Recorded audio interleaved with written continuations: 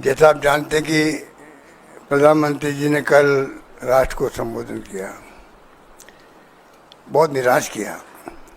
बातें बहुत अच्छी कही उन्होंने, कुछ वादे भी किए हैं फ्यूचर के लिए कि फ्यूचर में क्या पॉलिसी रहेगी देश की, आतंकवाद को लेके भी, एटॉमिक एनर्जी को या एटॉमिक बम को लेके भी, सब बातें उन्होंने कही, अच्छी बात है।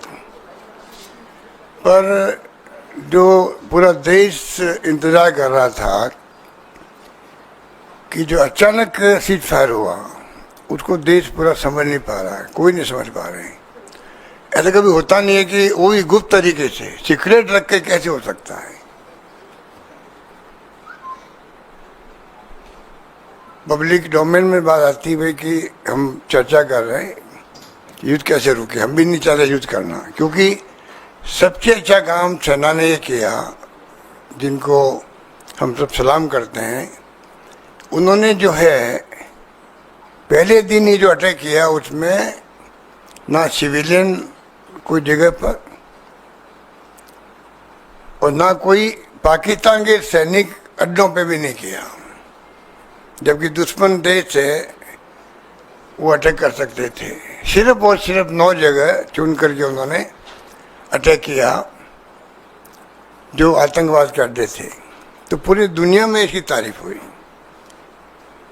और जो कुछ सेना कर रही थी सब अप्रिशिएट कर रहे थे। पहलगाम में जो घटना हुई, तो जो लोग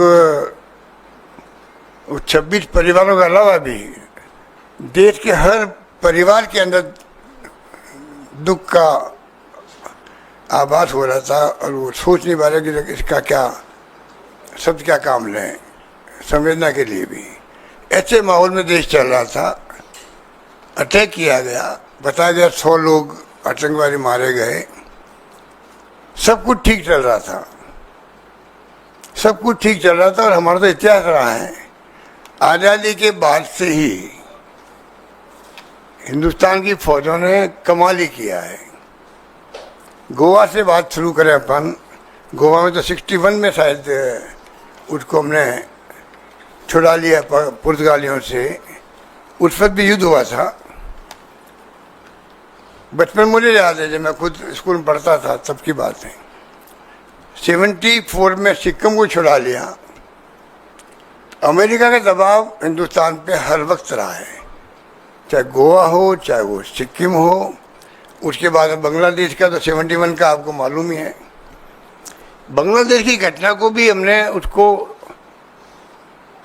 और जो पॉलिसी एनडीए गवर्नमेंट की दबा के रखने की इतिहास को, उसके कारण की नई पीढ़ी तो पता ही नहीं, वो समझ नहीं पाएगी कि हो क्या रहा देश के अंदर। वो उसको गर्व करने की स्थिति नहीं रहेगी उनकी। किस प्रकार 2 टुकड़े कर दिए पाकिस्तान के, 93,000 सैनिकों को, कर्नल जनरल सबको सरेंडर करवा दिया। वो वक्त भी देखा हम लोगों ने। मैं खुद बचपन में गया था 71 के बाद के वक्त में, शरणार्थी शिविर लगे हुए थे वहाँ पर। 1 करोड़ लोग आ गए थे इंडिया के अंदर। तो हम एनजीओ के माध्यम से गए वहाँ सेवा करने के लिए। तो मुझे याद है कि वो दृश्य क्या था वहाँ पर, और किस प्रकार वो बाद में इतनी बड़ी जीत के बाद में, उस पर भी अमेरिका का 7वां बेड़ा आ गया था, निक्सन साहब ने भेज दिया, दबाव दिया इंदिरा गांधी पर, झुकी नहीं इंदिरा गांधी, परवाह नहीं करी 7वें बेड़े की। ये भी वक्त था हमारा जब ये सब कुछ हुआ। शिमला समझौता भी हो गया कि हम 2 राष्ट्र के बीच में बात करेंगे, तीसरा राष्ट्र पिक्चर में नहीं आएगा। अभी जो ट्रम्प साहब पिक्चर में आ रहे हैं, वो पता नहीं इनकी कंसर्न से आ रहे हैं सरकार की, या वो अपने हिसाब से आ रहे हैं।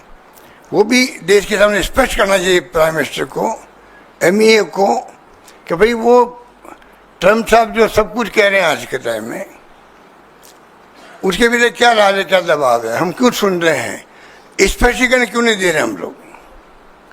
इसलिए मैं आपको कह रहा था कि सेना के बलबूते पर जो आज तक इतिहास में ये घटनाएं बड़ी बड़ी हुई। अरुणाचल प्रदेश था, चाइना का परवाह नहीं करी, उसको भी हमने स्टेट का दर्जा दे दिया।